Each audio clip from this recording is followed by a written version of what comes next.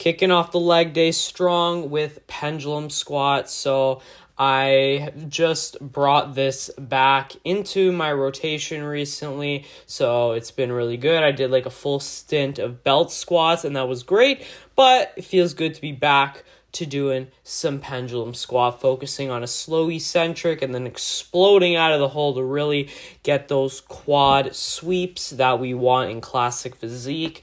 I feel like classic physique, you got to prioritize the X-frame muscles, that being the shoulders, lats, quads, and hamstrings, because that is really going to give you that shape. So we want flaring quads, specifically the vastus lateralis, because that is the muscle on the quads that sticks out on the side, and it's going to give us that X-frame from the front. So really focusing on some deep squatting movements to target the quads effectively. And then after that, we're going to move in 3 sets of barbell RDLs. This is really going to target the hamstrings and the glutes.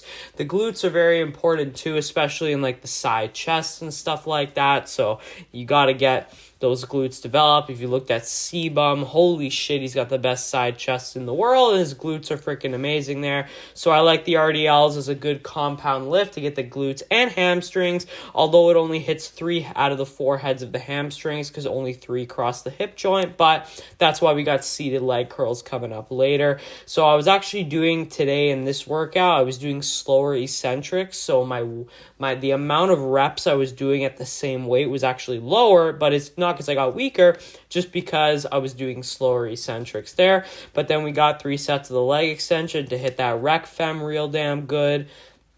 Love leg extensions. Like normal, I'll always do one squat type movement and then a leg extension movement, or a leg extension, not really a leg extension movement, just to target the rec fem really effectively. And again, I'm using a little bit of a slower negative this workout. You don't have to, like a 1 second negative is good enough as long as you're controlling the weight, but I was going for more closer to probably like 2 seconds on my negative. So the burn was absolutely unbelievable. And I mean, quads or legs in general, I think is a very it's a strong body parts for me, my quads and hamstrings, other than freaking calves, but we don't train that on this day. I know you're probably like, what, you don't train calves on leg day? I actually do that on my arm and shoulder day. I do 8 sets of calves, so don't freaking worry. But seated leg curls, I really like the higher rep seated leg curls and leg extensions. I find that some exercises are just better for higher reps. I feel like doing like sets of 6 or 8 on the leg extension or the seated leg curl, I just don't get that burn. I don't get that same feeling like burn that I could maybe get on a squat by doing that rep range. So I really like upwards of 10 reps on all my leg extension and hamstring curl sets, but that's just my preference. Obviously, you guys do you. And then we got 1 extra set of barbell back squats just to target the quads a little bit more and get the glutes there. And yes, I am using the pussy pad. I know. Oh my God. Wow. Yeah, I get it. I'm a pussy. That bar freaking hurts so much. I gotta freaking use it. Using a really slow negative though, and I've only got 135 on the bar here, but because I'm already so pre-fatigued from the pendulum squats, the leg extensions, the RDLs and stuff like that, I only need a plate, and I'll do 10 really controlled slow reps, pausing at the bottom.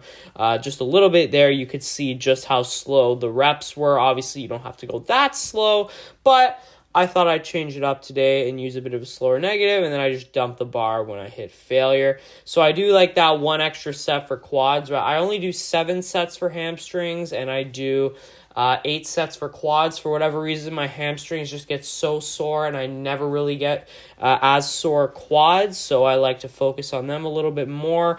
Then we got 2 sets of each side on cable hip abductions just to finish off the glute medius and glute minimus. They don't really get worked as well on big compound movements compared to the cable hip abduction here, but that's pretty much the workout. So this was a great leg day workout. I really enjoyed it. I know a lot of people hate leg day, but I could probably dread it the night before, but once I'm actually doing it, it's good. But thank you so much for watching, guys, and I will see you in the next one. Peace.